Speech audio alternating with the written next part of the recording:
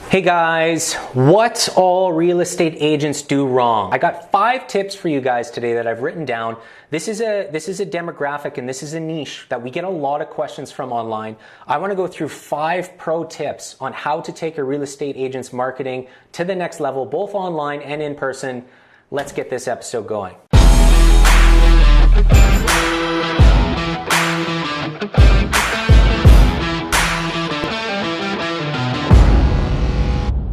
Guys, my name is Jared Vandermeer and I make marketing tip videos right here on LinkedIn. Hit that subscribe button and I promise you won't regret it. I try to create and correct and we try to put out these marketing tip videos every single day. All right, I said this already, but real estate agents ask me a lot of questions of how to take their marketing to the next level. And I see the same mistakes getting made all of the time, pretty much across the board. So I needed to make this video to get some of my tips across on how to improve your marketing presence, both online as well as in person. Number 1, every single real estate agent out there that's trying to get going does one thing, one pro tip. If you take anything from this episode, listen to this one tip. You always only post about your listings. For me, that's counterproductive because most of the clients, most of the audience that you have that's already looking for homes already gets your MLS, already gets your listing emails. They're signed up for that email list as they're looking for new properties, as they're looking to buy and they're looking to sell. So don't post every single post about the properties that you've listed, the properties that you've sold. It can have its place. However, what's more important is that you put yourself out there, that your audience gets to know you. So that brings me to tip number 2 that goes with the authenticity at a high level. A lot of real estate agents, almost all of them, are not in their own content. Maybe you see that one photo of you standing beside your sign when you just sold a home, but that is not allowing your audience to get to know you on a personal level.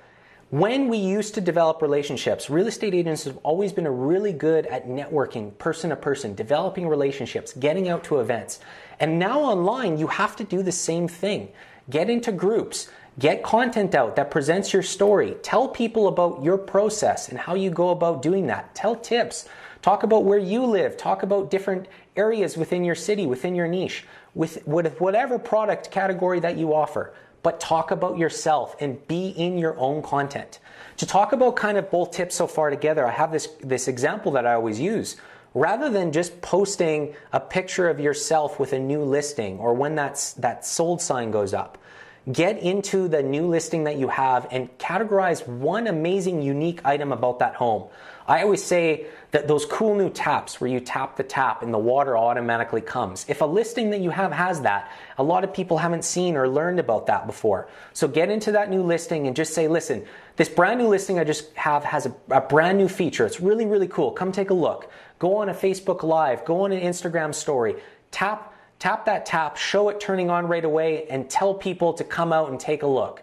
That's how you're going to get in front of them. It's not just about the product that you're offering. All right, now tip number 3, and this builds on the other 2 as well. And we've talked a lot about building content so far on your social media channels, whichever one you choose. But now I'm going to talk about the center, where people are going to go, the center of your content map, which is your website. One of the mistakes that I see a lot of real estate agents make is they don't build their personal brand up and they don't build a brand or a website that's focused on them.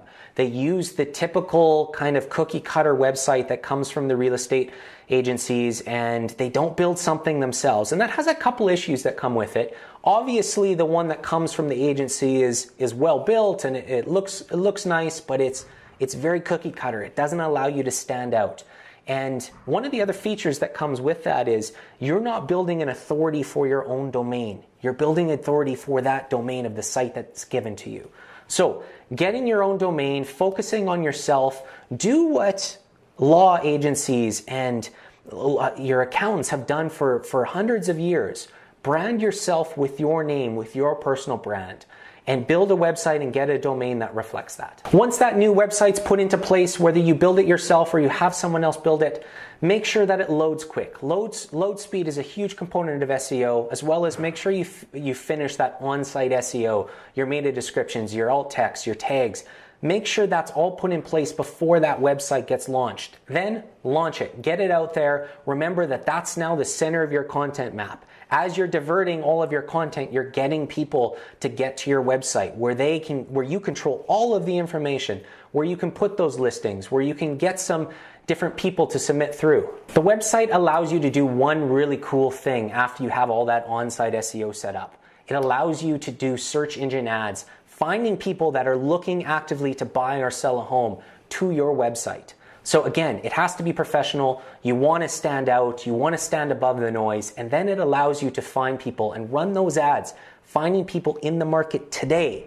Not people, all your other content on social, everywhere else with your audience. You're relying on timing. You're staying top of mind until the time is right for them to call you to make that move, to call you and reach out to you. But the people that are already through that cycle, that are looking actively, are going to be doing Google searches for that new agent, for those homes.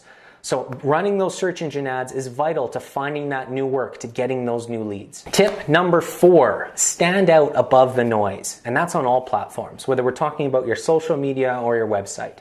And I get this question all the time. They say, Jared, do I need professional photos? Do I need professional videos for my brand, for my listings?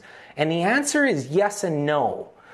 The reason I say yes and no is simple. Having those amazing shots, having those amazing videos is great. However, you still have to be authentic. And a lot of times your iPhone with that 4K camera can do a lot of power with your personal brand. You can do that Instagram story, you can do that Facebook Live. You can go out about the process of making that happen, and you still are going to stand out. There's a couple apps that I use that can help you out. One is Procam. Procam is a fantastic way to take the camera on your phone to the next level. So get out there, find a couple of those features, edit your photos. With your iPhone, you can do a lot. You can take those listing photos, you can turn them to the next level. You just have to find a way to boost some of those values and some of that light to make those rooms look amazing. Tip number 5. This is my pet peeve. This tip, I'm gonna get into it a little bit because this is a pet peeve of mine. And that is because open houses have less value now than they ever have before. A lot of real estate agents, a lot of the people that I see go out there and run these open houses. They're spending $500, they're spending $1,000. They're spending a lot of money to put out those signs, to buy those signs, to try to buy donuts and coffee and have people come out to an open house just based on people that are driving by. And then they have that open house and 3 people show up in the whole 5 hours. So open houses have less of a place now than they ever have before. What I want you to do is I want you to take a different approach. I want you to take that $500 to $1,000 you were going to dedicate to that open house, and I want you to shoot a video yourself talking about the unique features of that home and then boost that video specifically for that home. That $500 to $1,000 is going to get you 15,000, 20,000 impressions on your platform of choice. That's going to make a difference. More people are going to see your personal brand. More people are going to see that product than running that specific open house. I get there's a point to having an open house where some people are driving by looking in that area. Maybe they want to stop in, and you're throwing that dart at the dartboard hoping that somebody is going to come through the door. You can still do 1 or 2, but implement it, put the money into those online ads. It's going to get your brand out further. It's going to extend your reach. And in time, it's going to build that audience. That audience is going to be your brand. It's going to be your business and your connections for the decades to come. So do that. If you take anything after that first tip from this episode, that's number 2. It's a pet peeve of mine. All right, and lastly, tip number 6. Get ready for it. You've heard it in my other videos. If you sell, you lose, and sell more by selling less. Do not make any content where you're actively selling your audience. Sales messages are getting skipped over faster than ever before. Everybody's learned to scroll through their feeds and skip right past those sales messages. So you have to give value.